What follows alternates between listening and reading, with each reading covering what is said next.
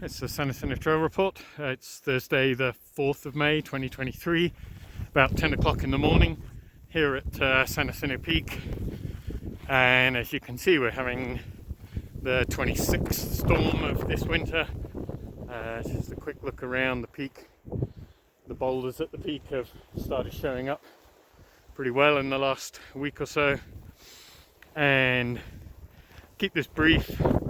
Conditions are a little rough up here.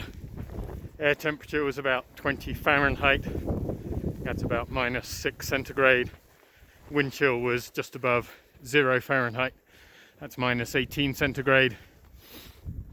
And on my hike up this morning, I had about an inch of fresh snow at Saddle Junction, about 2 inches at 9,000 feet. Currently getting close to 3 inches here at San Jacinto Peak. Not too windy, but still enough spindrift and fresh snow to create minor blizzard conditions.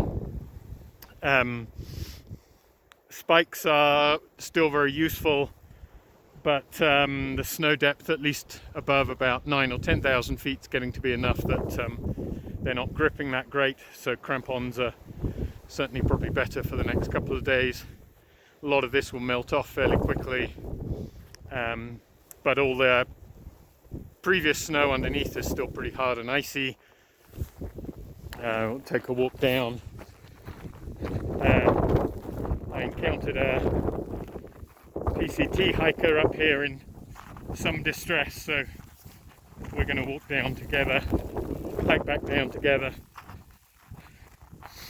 But as you can see, the underlying icy snow is fairly firm, and I have spikes on which are gripping relatively well, but crampons would certainly be preferable,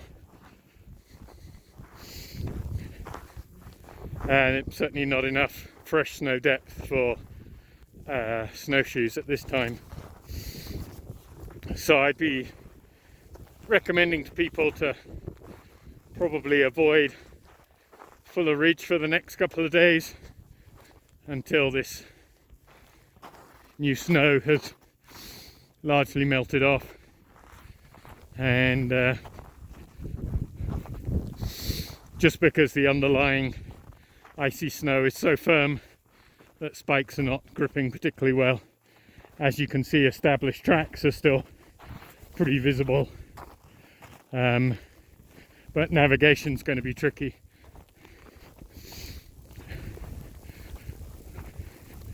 So that's the current situation.